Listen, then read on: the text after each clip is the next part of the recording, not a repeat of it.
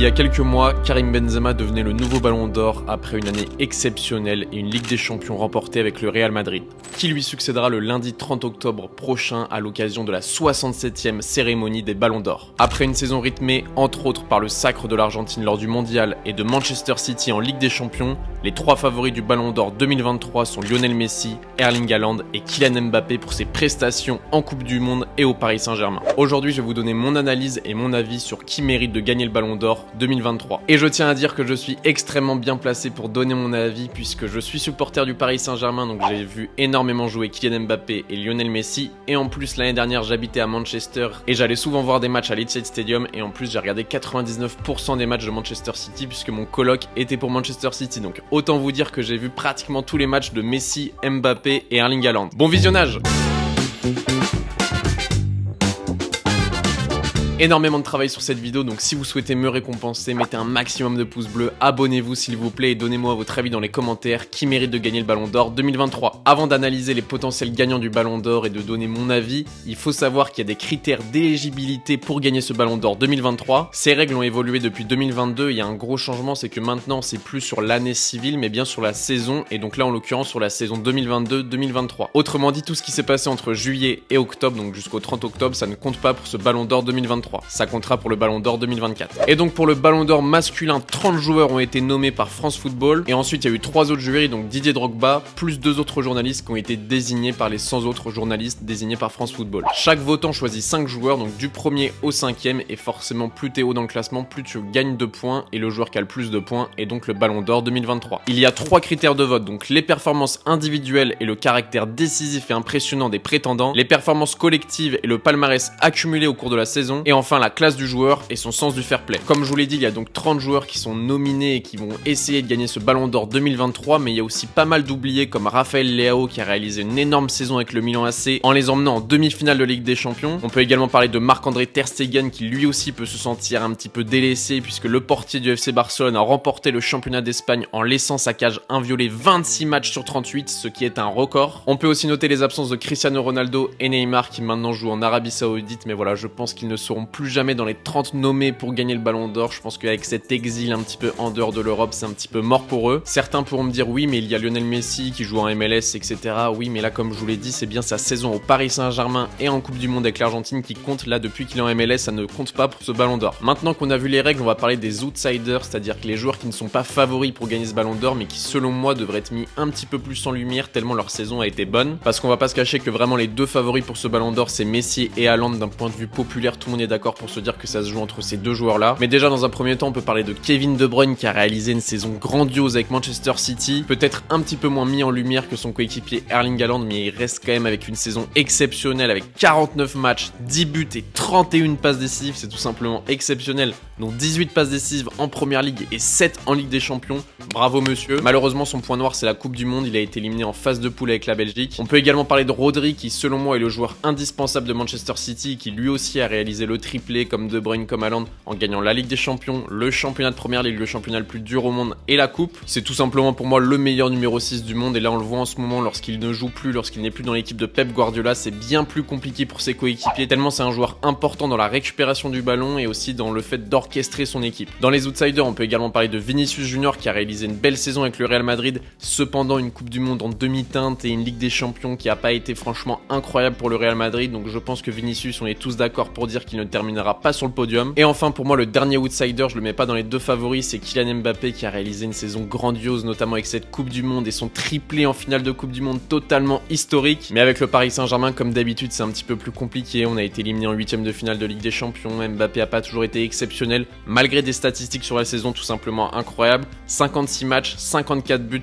12 passes décisives, un but toutes les 87 minutes, c'est tout simplement incroyable, bravo à toi Kiki. Mais je pense que ça va être encore un petit peu juste pour gagner le Ballon d'Or cette année, notamment avec Messi et Haaland qui pour moi ont vraiment, on va dire, un petit point d'avance. On arrive donc sur la dernière partie, Messi ou Haaland, qui doit gagner ce Ballon d'Or. Alors je vous ai demandé votre avis sur mes réseaux sociaux, n'hésitez pas à venir me follow sur les réseaux si c'est pas encore fait.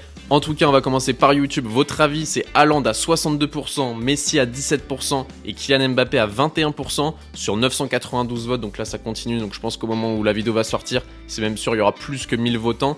Donc sur 1000 votants, il y a quand même plus de 600 personnes qui pensent que Haaland le mérite. C'est un petit peu plus serré sur Twitter avec 47% pour Haaland, 26% pour Mbappé et 21% pour Messi. Ça s'explique aussi par le fait que j'ai plus d'abonnés, je pense, du PSG sur Twitter que sur YouTube peut-être. Je parle un petit peu plus du PSG sur Twitter qu'on va dire sur les autres réseaux sociaux. Et sur Instagram, il y a eu à peu près 150 répondants et donc Haaland à 56%, Messi à 15% et Mbappé à 29%. Vous l'avez donc compris, le favori de ma communauté, de mes abonnés, votre favori, c'est Erling Haaland et je suis plutôt assez d'accord là-dessus. Pour moi, celui qui mérite de gagner le Ballon d'Or, c'est Erling Haaland. Au vu de sa saison totalement stratosphérique, franchement, quand on va regarder ses statistiques juste après, on va voir que c'est un truc de fou. Il a quand même gagné dès sa première saison la Ligue des Champions avec Manchester City. Le mec, il est arrivé, tout le monde allait dire ouais, va y avoir un temps d'adaptation en Première Ligue. Moi, le premier, je disais ça. Il est arrivé, il a battu le record de buts sur une saison. 36 buts en 35 matchs, c'est tout simplement du jamais vu. Même sur FIFA avec ma carrière professionnelle, j'arrive pas à avoir des stats comme ça. Donc franchement, Erling Haaland monstrueux la saison dernière. Il a aussi gagné la Première Ligue face à Arsenal qui était le devant pendant pratiquement toute la saison. Et Pep Guardiola, notamment grâce à Haaland, grâce à De Bruyne, grâce à Rodri aussi,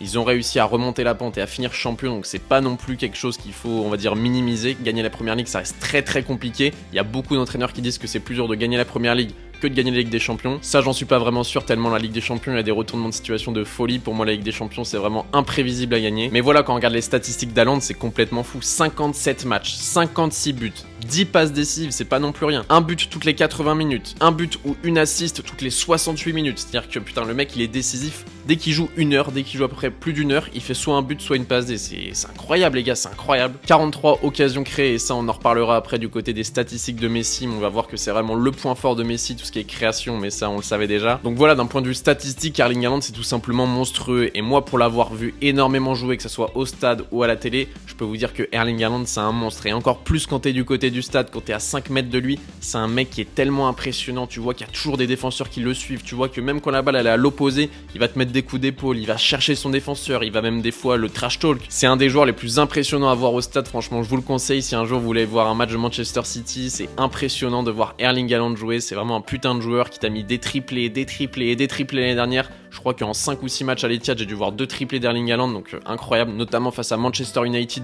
victoire 6-3 de City, le mec il te met un triplé pour son premier derby, c'est incroyable. Donc voilà, selon moi, Erling Haaland mérite de gagner le Ballon d'Or, mais on sait qu'il y a eu des petites fuites, je vous les mets à l'écran, que apparemment Lionel Messi va gagner son 8ème Ballon d'Or, c'est quasiment officiel, dans 13 jours au moment où je tourne la vidéo, ça le sera. Hashtag LM8, 8ème Ballon d'Or, alors est-ce que c'est un Ballon d'Or mérité ou non? On va voir ça ensemble, on va regarder ses statistiques, on va parler de son cas, de sa saison, et je vais vous donner mon avis, est-ce que c'est mérité pour lui ou non. Et donc, comme on peut le lire sur plein de sites internet, des représentants de France Football ont rendu visite et ont enregistré la famille de Lionel Messi. La Pulga sera présent au gala du Ballon d'Or à Paris le 30 octobre prochain pour remporter son 8ème Ballon d'Or. Voilà, au moins ça a le mérite d'être clair. S'il gagne pas son 8ème Ballon d'Or, il y a beaucoup de journalistes qui vont tomber pour, on va dire, diffamation ou propagande. Dans un premier temps, on va parler de pourquoi Lionel Messi mériterait ce Ballon d'Or, et dans un second temps, je vous dirai pourquoi, selon moi, il ne mérite pas sur certains points de gagner ce Ballon d'Or là. Donc les points positifs de la saison de Lionel Messi, d'ailleurs, il y en a pas mal. Il a terminé la saison de Ligue 1 en étant le meilleur passeur, le meilleur dribbleur et le deuxième joueur le plus décisif du championnat, derrière Kylian Mbappé. Lors de la Coupe du Monde, il a quand même été élu meilleur joueur, meilleur passeur, deuxième meilleur buteur, et il a marqué un doublé en finale de Coupe du Monde, ce qui n'est pas non plus rien, même si on peut dire qu'il a marqué beaucoup de pénaltys à la Coupe du Monde. Un pénalty, il faut quand même le mettre au fond, c'est pas non plus un but gratuit. D'un point de vue européen, il est le deuxième meilleur passeur décisif derrière De Bruyne, deuxième meilleur dribbleur derrière Vinicius Junior, et il est donc le troisième joueur le plus décisif de la saison derrière Kylian Mbappé et Erling Haaland. Donc franchement, ça fait déjà pas mal de points positifs pour que Lionel Messi remporte son 8ème Ballon d'Or. Il a donc fait 54 matchs, 38 buts et 25 passes décisives pour un but toutes les 126 minutes et un but ou une assist toutes les 76 minutes. Les stats où il est meilleur que Haaland et Mbappé, c'est en termes de passes décisives, donc il a 25 assists contre Haaland 10 et Mbappé 12.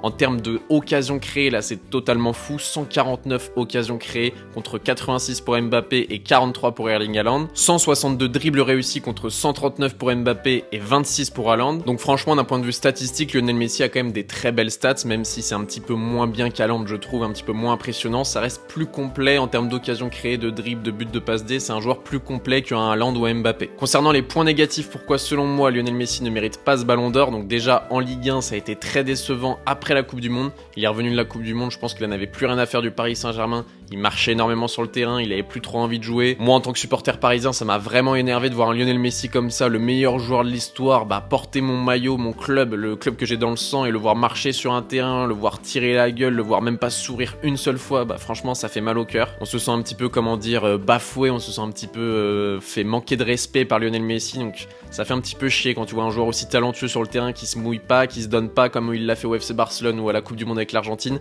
Franchement, ça fait chier. On peut également parler de la Ligue des Champions. La première saison, il avait raté son penalty face au Real Madrid alors que t'as Neymar et Mbappé dans une équipe. Donc franchement, ça fait chier. Mais on va pas en parler, ça compte pas pour ce Ballon d'Or. Là, cette année, on s'est fait éliminer par le Bayern Munich qui, selon moi, méritait. Ils étaient meilleurs que nous. Mais on a vu un Lionel Messi très décevant face au Bayern. Que ce soit au match aller ou au match retour, dans les deux cas, il a vraiment été mauvais. Et c'est vraiment quand Kylian Mbappé est rentré au match aller qu'on a vu un Paris Saint-Germain un petit peu, on va dire, décisif, même non pas décisif, mais un petit peu, on va dire, incisif plutôt. Lionel Messi, on en attendait énormément, surtout quand on a vu sa Coupe du Monde, on l'a vu qu'il a un très haut niveau. On s'est dit, peut-être qu'il pourra faire ça en Ligue des Champions au Paris Saint-Germain.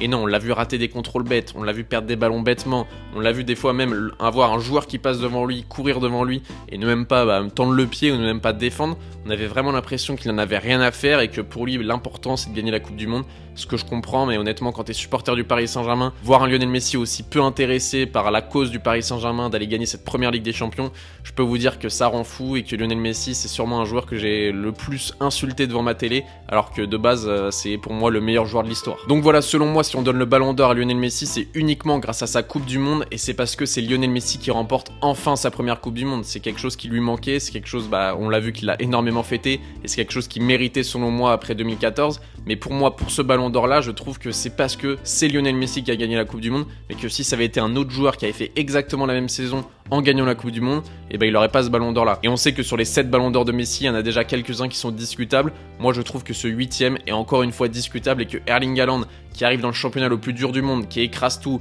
qui gagne la Ligue des Champions, la première de l'histoire de Manchester City, et qui met, 8 ou 9 buts en Ligue des Champions, pour moi, Erling Haaland mérite, il a explosé tous les records les plus durs à battre, il les a battus. Donc pour moi, Erling Haaland mérite de gagner ce Ballon d'Or. Dites-moi ce que vous en pensez dans les commentaires, donnez-moi votre avis. Si vous voulez débattre sur ce Ballon d'Or, n'hésitez pas à venir m'envoyer un message sur Instagram, sur Twitter, sur ce que vous voulez. C'était BRD, j'espère que vous avez kiffé la vidéo, mettez un maximum de pouces bleus, donnez-moi votre avis dans les commentaires. Bonne matinée, bonne journée, bonne soirée, bonne nuit. Peace!